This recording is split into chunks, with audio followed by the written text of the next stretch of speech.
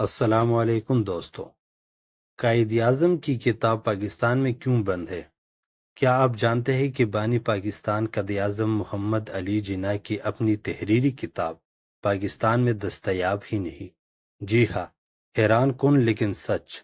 وہ شخصیت جنہوں نے لاکھوں مسلمانوں کے لیے ایک الگ ریاست قائم کی، ان کی سوچ، ان کے خیالات، ان کی زندگی پر مبنی ایک کتاب آج پاکستانی عوام سے چھپائی جا رہی ہے۔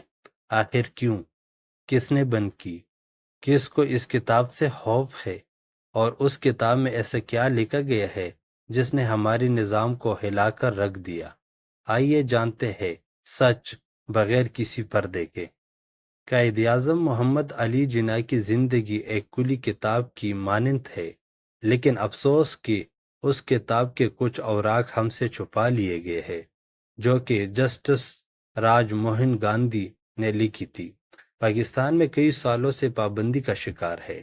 یہ کتاب نہ صرف محمد علی جناح کی سیاسی زندگی پر روشنی ڈالتی ہے، بلکہ ان کے اصل نظریات، ہندو مسلم تعلقات اور تقسیم ہند کے پس منظر کو بھی واضح کرتی ہے۔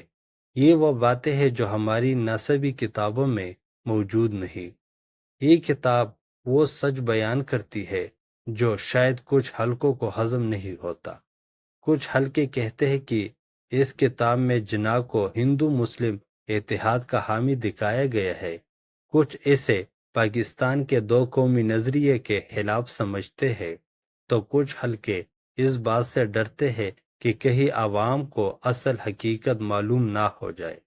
سوال یہ ہے کہ اگر قائد اعظم واقعی ہمارے ہیرو ہے تو ان کی مکمل سچائی چھپانے کی کیا ضرورت ہے؟ کیا ایک آزاد ریاست میں ہمیں سچ تک رسائی نہیں ہونی چاہیے؟ کیا ہمیں اپنے قائد کی اصل سوچ سے محروم رکھا جا رہا ہے؟ کیا ہم نے صرف تصویر پر ٹوپی اور شیروانی پہن کر قائد کو سلام کرنا سیکھا ہے، یا ان کی سوچ، ان کے ویژن کو اپنانا بھی سیکھا؟ اگر قائد اعظم نے ایک آزاد ریاست کا خواب دیکھا تھا تو ہم اس ریاست کو اندھیروں میں کیوں رکھ رہے ہیں؟ پاکستان ہمیں دیکھنے میں آزاد لگتا ہے، لیکن یہ یقیناً آزاد نہیں۔ اگر آپ کو میری ویڈیو پسند آتی ہے تو اس طرح اور ویڈیوز دیکھنے کے لیے میرے چینل کو سبسکرائب کریں، اس ویڈیو کو لائک کریں۔ اللہ حافظ۔